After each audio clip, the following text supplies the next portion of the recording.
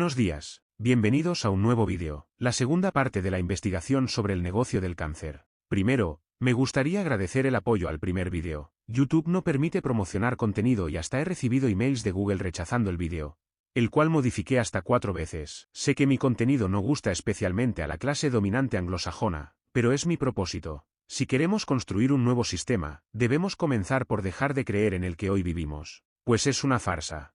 Segundo, quiero recordar, para aquellos que no habéis visto la primera parte, que tenéis el vídeo en el canal. Seguidme también en Instagram para más información así como para resolver dudas o debatir conmigo.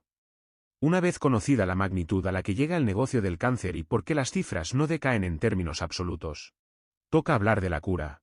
En el primer vídeo dejamos claro que, cuando hablamos de cáncer, no nos referimos a una sola enfermedad, sino a más de 200. Así que cuando digo cura, me refiero a ponerle solución, a prevenirlo, y a que desaparezca. Porque no, la quimioterapia no es una cura. No restituye al individuo a su situación previa al cáncer. La quimioterapia es un tóxico, que sí, se dirige principalmente a células de división rápida, como las cancerosas, pero también afecta a células sanas. Esta parte de la investigación es probablemente la más controvertida. Así que, como siempre repito, sed críticos, pero con la mente abierta. Discutid los datos, no a quien os los muestra. Una de las falacias más utilizadas por conspiranoicos así como por creadores de contenido y periodistas que viven del sensacionalismo, es la denominada post-hoc, ergo propter hoc, de la que ya os tengo hablado. En esta diapositiva vemos un ejemplo, muy simplista pero que lo explica muy bien. Imaginemos a un chico que en un día cualquiera encuentra un trébol de color rojo, con 4 hojas, un hallazgo que popularmente se asocia con la buena suerte. Ese mismo día, en un partido de fútbol, consigue la victoria para su equipo. Este individuo atribuye la victoria al hecho de haber encontrado el trébol rojo de 4 hojas. 2 sucesos, uno posterior al otro, pero sin prueba de que sea el segundo, la causa del primero. Estas y otras falacias son utilizadas por aquellos que trabajan para perpetuar las mentiras del sistema, pero también es empleada en muchas publicaciones de aquellos periodistas, investigadores y creadores de contenido que aseguran desvelarnos la verdad. Traigo esto a colación porque en mi investigación he descubierto estudios, producción de fármacos, así como otras investigaciones de base, que siendo muy prometedoras en el campo del cáncer, fueron detenidas y olvidadas para siempre. Pero nosotros, somos más rigurosos que los que hacen un reel de 1 minuto. Nosotros, con esta información, no podemos asegurar que existe una intención probada de que estas investigaciones se han frenado porque interesa mantener el cáncer en la sociedad. Lo que sí está demostrado, es que, estos programas se detienen, a menudo, por razones distintas a problemas de seguridad o eficacia. Dicho más claramente, al momento de su paralización, no hay evidencias de peligrosidad o falta de eficacia. He intentado ponerme en contacto con responsables de Pfizer y AstraZeneca, para que me dieran directamente sus explicaciones. Aunque en un primer momento parecía que AstraZeneca sí estaba interesada en hablar, finalmente no he recibido respuesta a la convocatoria de una entrevista, por lo que, la única información oficial disponible es la que se puede obtener de los documentos elaborados por las propias empresas. Las grandes compañías, que cotizan en las más importantes bolsas de valores del mundo, comparten información relevante y detallada, tanto de sus finanzas como de la estrategia empresarial. Cualquiera como yo, con experiencia en los mercados financieros y en inversiones, tiene acceso a dichos documentos. Algunos de estos documentos se encuentran de forma pública en la propia web de las empresas. Por ejemplo, en las notas de prensa o en un apartado que suele denominarse Relación con los inversores, en portales de agencias reguladoras, así como en portales de divulgación científica, aunque navegar por estos puede resultar complicado. Os voy a ser sincero, no he encontrado ninguna declaración oficial, por parte de las empresas que diga: hemos parado esta investigación porque no da dinero. Sí que he encontrado, aunque muy pero que muy pocas, que lo dicen de otra manera, aunque la mayoría apenas dan información. Pero recopilando muchas, te das cuenta de que hablan en clave. Tienen frases que se repiten cuando quieren decir algo en concreto. Por ejemplo, cuando el motivo es porque no ofrece rentabilidad o similar, dicen, business decision. A partir de aquí hay que buscar las distintas fases de ese proyecto y ver si arrojaban resultados prometedores, si eran tratamientos seguros, y las conclusiones. En mi análisis, he recopilado más de 8.000 investigaciones, estudios y producciones de medicamentos. Lo que he encontrado no quiero calificarlo, porque no hago juicios de valor, aunque en este caso me cuesta. A continuación los datos. Si tomamos más de 8.000 proyectos como el 100% de los que se finalizan antes de tiempo, por motivos distintos a la falta de seguridad o a la ineficacia, las causas dadas por los propios laboratorios y los organismos reguladores son: Los que veis en la imagen del centro, en el diagrama de sectores. En números que todo el mundo entienda y en español, sabed que, casi en un 50% se detienen oficialmente porque no encuentran a suficiente gente con cáncer para hacer los ensayos. De nuevo, vosotros haced los juicios. El que quiera creer esto que lo haga. Y casi un 40%, con alegaciones que van desde que el que ponía el dinero ha dejado de hacerlo, hasta no dar ningún tipo de explicación, o decir que las trabas burocráticas de los organismos públicos han impedido continuar. Y ya está. Nos dicen esto, puede consultarlo cualquiera. Pero todo el mundo queda en silencio. Los organismos públicos que lo regulan lo aceptan, no indagan más, y se cierra. Estas diapositivas son para mis amigos de Google, que me enviaron emails con la primera parte del vídeo, diciendo que mi contenido era de dudosa fiabilidad. Aquí tenéis las fuentes consultadas e insto a todo el que me vea, como lo hago siempre, que tampoco me crea a mí.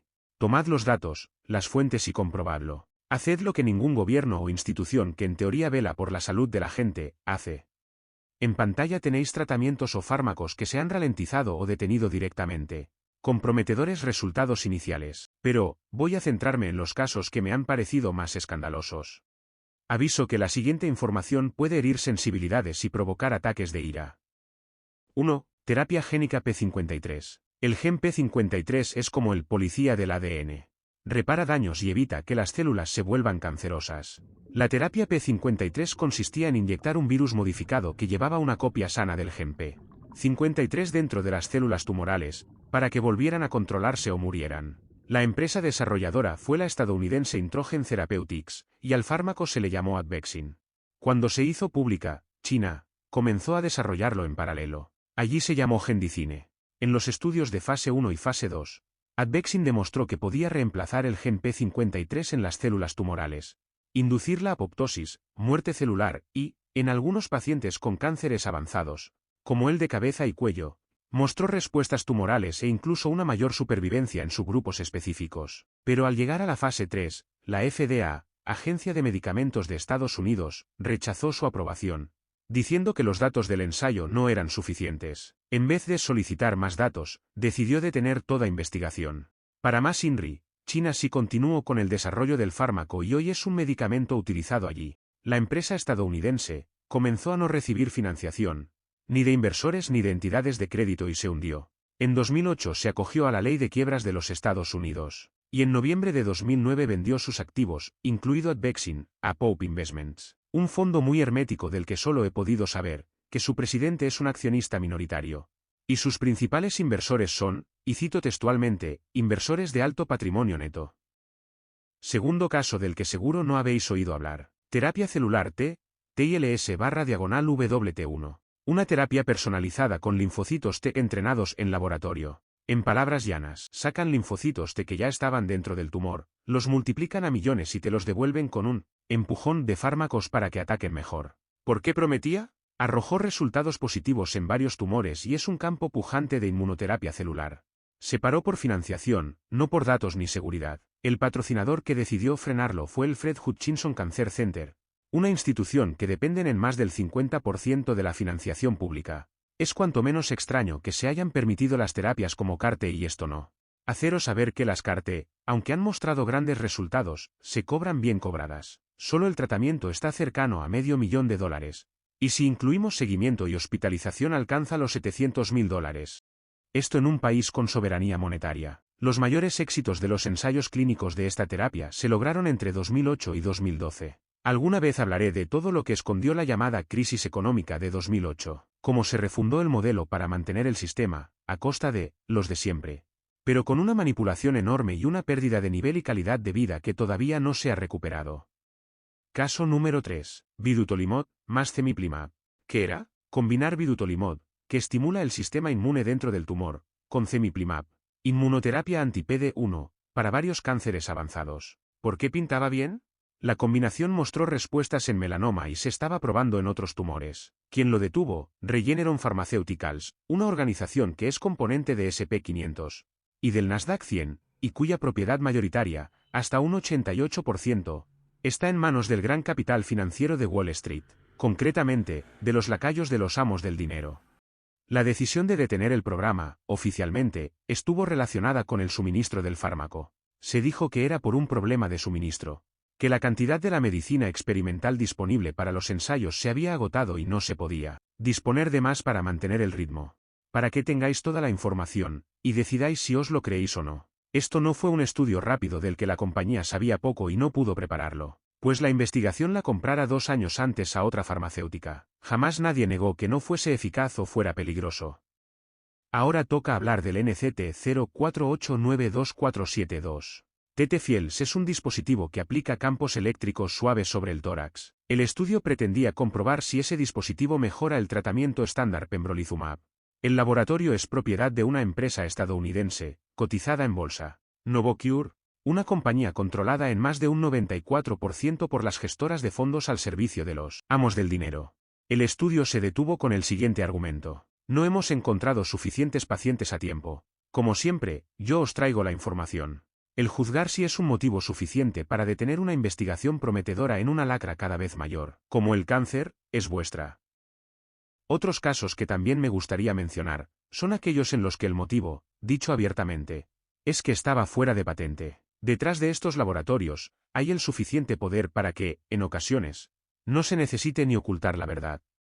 Y llegamos a los 2 últimos casos. En realidad forman parte de la misma terapia. Pero son casos tan importantes, que merecen citarse por separado, aun entendiendo su correlación. Acabamos de sufrir, parece que ya se ha olvidado, la gran pandemia de 2020. La de mayor magnitud, dicen, desde hace un siglo, cuando tuvo lugar la mal llamada gripe española, cuyos primeros casos documentados no fueron en España, sino en una base militar en Kansas, Estados Unidos. Parece que el ser humano, culmen de la evolución, teme a un virus, un ser invisible a nuestros ojos. ¿Y a nadie se le ha ocurrido usarlo para destruir aquello que nos hace daño? Pues sí. Y de hecho es una línea de estudio más que prometedora. Aplicada al cáncer se le conoce como viroterapia oncolítica. Virus de la enfermedad de Newcastle. Es un virus que prefiere replicarse en células tumorales, por su estado antiviral debilitado, y las revienta desde dentro. Además, puede desenmascarar al tumor para el sistema inmune. Como lo oís, no es, ni nuevo, ni de creación humana, pues se trata de un virus aviar, ya documentado a comienzos del siglo XX. La enfermedad de Newcastle es causada por un paramyxovirus aviar tipo 1. Este virus tiene la capacidad de matar a las aves, causando enormes pérdidas económicas a la industria avícola. El control de la enfermedad de Newcastle consiste principalmente en la vacunación de las aves con vacunas vivas atenuadas o una combinación de vacunas vivas e inactivadas. Se frenó por modelo de negocio. Se alegó que su fabricación era compleja. La realidad es que nunca surgieron muchos y grandes patrocinadores estables. Sigue habiendo grupos académicos activos y revisiones recientes, pero no hay un programa regulatorio grande con este virus camino a aprobación en Occidente. ¿Por qué digo Occidente? En la primera mitad de septiembre de 2025, la jefa de la FMVA, la Agencia Federal Médico-Biológica rusa, Veronika Skvorsova, declaró en foros económicos que la vacuna contra el cáncer Enteromix había completado la fase preclínica y estaba lista para su uso, a la espera de aprobación oficial. Varios medios amplificaron además el titular de, y abro comillas, 100% de eficacia. ¿Lo habíais oído aquí? Silencio absoluto. A mediados de 2025, el Centro Nacional de Investigación Radiológica comunicó que planeaba, la fase 1, primera en humanos. Lo raro es que, no hay, a día de hoy, un registro público internacional con el protocolo detallado. La comunicación ha sido por notas institucionales y prensa. ¿Es una mentira creada por la Federación de Rusia? ¿O es uno de los mayores escándalos de censura por parte de la clase dominante anglosajona y los medios de comunicación que controla? Pero ¿sabéis lo más tenebroso? Las pocas noticias que los medios occidentales hablaron de que la vacuna rusa partía de la tecnología con mRNA en nanopartículas lipídicas, igual que las de la COVID. No es cierto. Enteromix es una vacuna oncolítica multiviral, no una vacuna de mRNA. El propio centro ruso que la desarrolla lo explicó así. ¿Veis el panorama mundial? La tríada de la geopolítica, la manipulación y la desinformación de los últimos años. COVID-19, Estados Unidos, Rusia, guerra. Si YouTube no me tumba el vídeo o el canal, por favor, compartid este vídeo, porque es seguro que, al igual que el primero, hará lo posible porque no se recomiende. Dicho todo lo anterior, ¿y si estamos realmente cerca de acabar con el cáncer? Por lo menos como sinónimo de muerte. Pero, ¿entonces para qué se puede utilizar el cáncer? La pregunta en futuro condicional no tiene sentido, pues ya tiene otros usos. Dicho todo lo anterior, ¿y si estamos realmente cerca de acabar con el cáncer? por lo menos como sinónimo de muerte. Pero, ¿entonces para qué se puede utilizar el cáncer? La pregunta en futuro condicional no tiene sentido, pues ya tiene otros usos. Hablemos del cáncer como investigación biológica. Respondamos a la siguiente pregunta. ¿Es un mecanismo de control, incluso mental? ¿Quién gestiona todos esos datos de nuestra salud? Vayamos punto por punto. Las células tumorales son valiosas en investigación porque tienen la capacidad de dividirse indefinidamente, lo que las hace inmortales en un laboratorio. De esto salen investigaciones de ingeniería genética, biología evolutiva y ecología. Un escollo muy grande con el que se ha enfrentado la fisiología humana es que no es capaz de evitar la muerte. Hemos logrado estirar la vejez, pero vivir 150 años con la apariencia de un anciano no parece ser el objetivo, y una de las ramas de investigación es la inmortalidad estudiando organismos inmortales. Hay otras, más frías y tecnológicas, positrónicas, pero hoy hablamos del cáncer. Las propiedades del cáncer también se investigan para otras aplicaciones. Las células cancerosas tienen un metabolismo energético particular, lo que ha propiciado investigaciones para desarrollar nuevos biocombustibles, procesos de fermentación industriales, etc.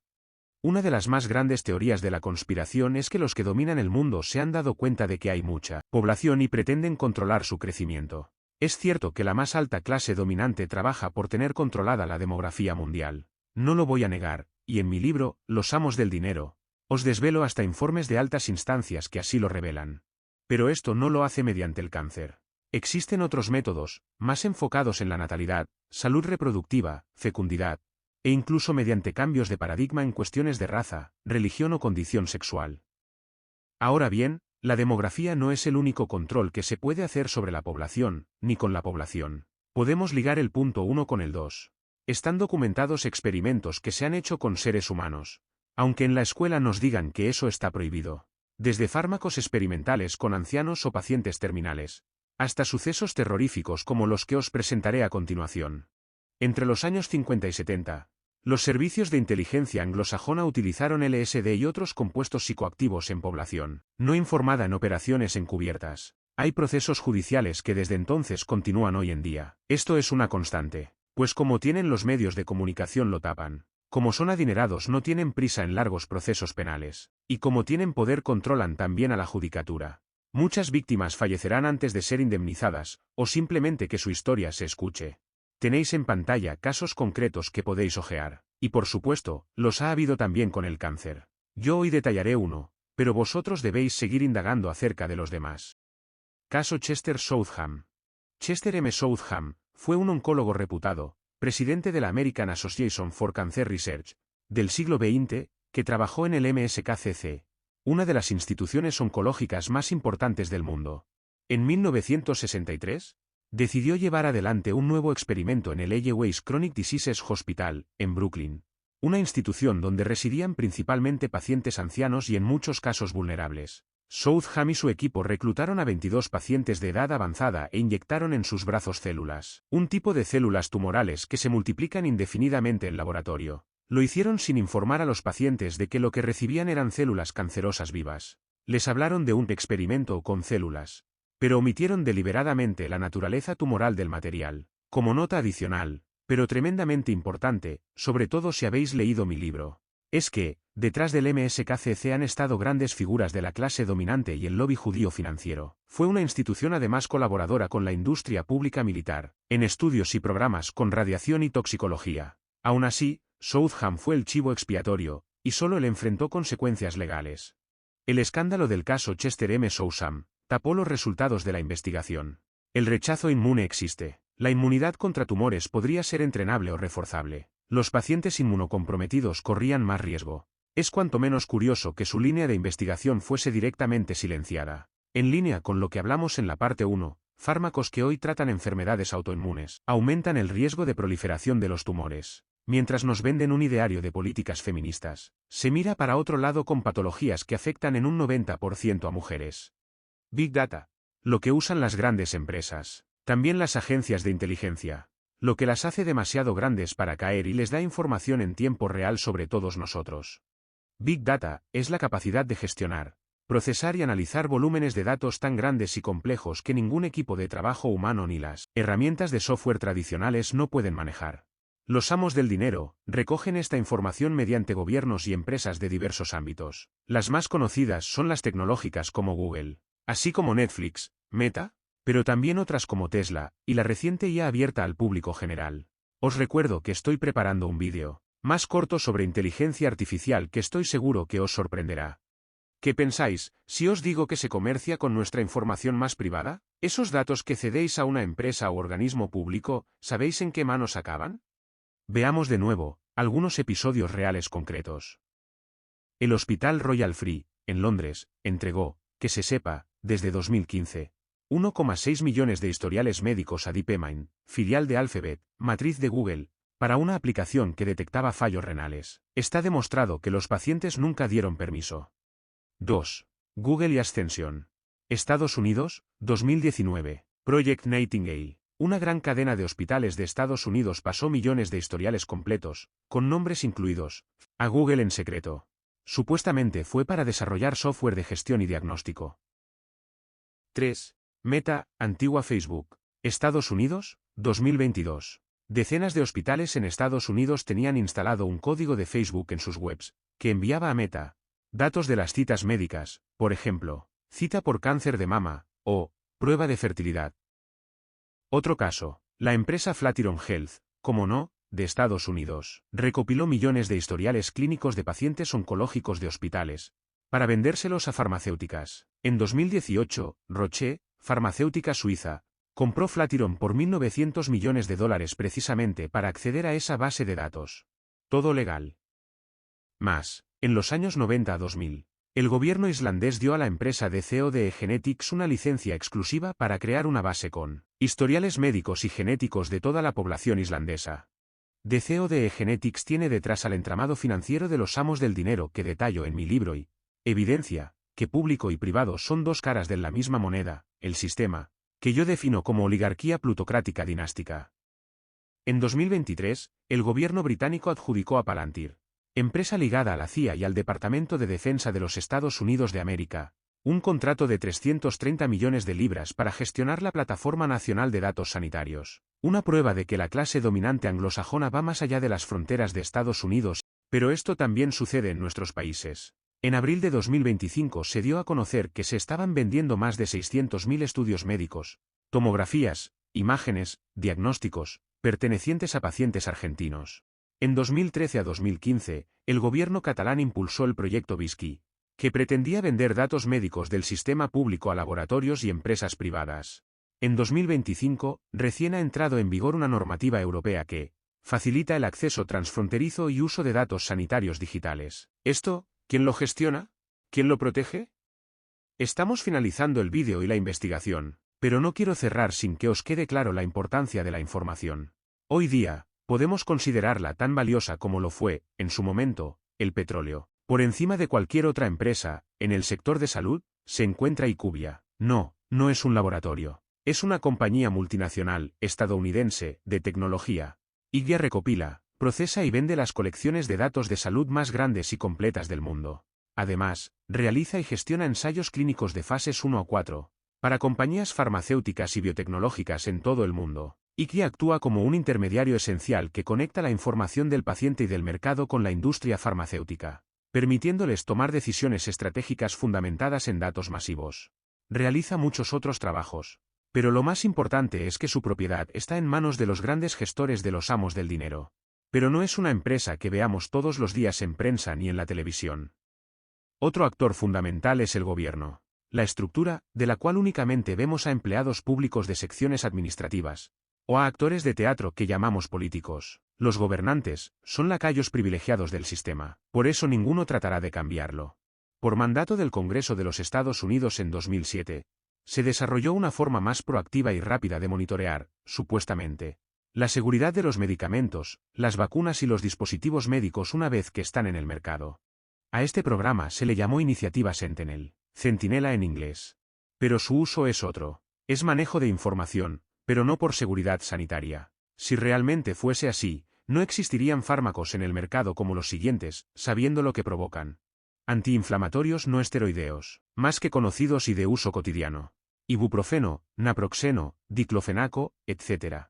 En 2015 se advierte de infarto e ictus. Pueden ser mortales. Se cambió la etiqueta, pero no la comercialización. Hidroclorotiazida. En 2020 se dio aviso de riesgo de cáncer cutáneo. Sigue en uso masivo. Pioglitazona. Riesgo de cáncer de vejiga. Sigue comercializándose. Inhibidores de la bomba de protones. Omeprazol, esomeprazol, pantoprazol. Riesgo de fracturas con uso prolongado o altas dosis. Es un hecho probado que los gobiernos han utilizado técnicas de manipulación, y hoy más con las redes sociales y la inteligencia artificial, para despertar emociones o apagarlas en la población. Pero los casos que muestro a continuación, que ya sucedían hace casi un siglo, van mucho más allá. Imaginad con los avances que existen hoy, lo que pueden hacer. Proyecto 4.1. Tras la prueba nuclear Castle Bravo, en 1954, el gobierno de los Estados Unidos de América organizó el Proyecto 4.1 para estudiar a población expuesta. Reconocimientos médicos, análisis, seguimientos y expedientes clínicos de isleños, Islas Marshall, y personal estadounidense. Se utilizaron historiales, dosis registradas, biometría, radiobiología, seguimiento de cáncer de tiroides y otras secuelas. El Centro Nacional de Salud calculó la fracción de cánceres atribuibles a la exposición. Llegaron a 75.000 casos. Por si no ha quedado lo suficientemente claro, hablamos de cáncer provocado. Atentos a esto. En la década de 1950 y 60, el gobierno británico realizó liberaciones aéreas y terrestres de partículas fluorescentes de zinc, cadmio, sulfuro, sobre ciudades, sin informar previamente a la población, para simular guerra biológica y estudiar patrones de dispersión en población real. Y lo siguiente. Durante la Guerra Fría, el gobierno de Estados Unidos, a través de la Atomic Energy Commission, y el Departamento de Defensa, realizó centenares de experimentos en seres humanos relacionados con radiación. Fue espeluznante. Este es el país que vela por nuestra seguridad liderando la OTAN. Inyecciones de plutonio en pacientes hospitalizados. Pacientes recibieron dosis inyectadas de plutonio, 239 para medir cómo el cuerpo lo retenía. Irradiaciones corporales totales. Pacientes con enfermedades crónicas fueron sometidos a irradiación de cuerpo entero en programas financiados por el ejército. Exposición de embarazadas a yodo, 131. En Tennessee y Iowa, mujeres embarazadas recibieron dosis de yodo, 131. Niños con discapacidad mental. En colaboración con Harvard y el MIT, a niños institucionalizados se les dieron cereales con trazas radiactivas, hierro radiactivo, calcio 45. Y para mis amigos de la Agenda 2030, hubo liberaciones ambientales intencionales. Se liberaron nubes de radioisótopos, dicen que para estudiar dispersión atmosférica.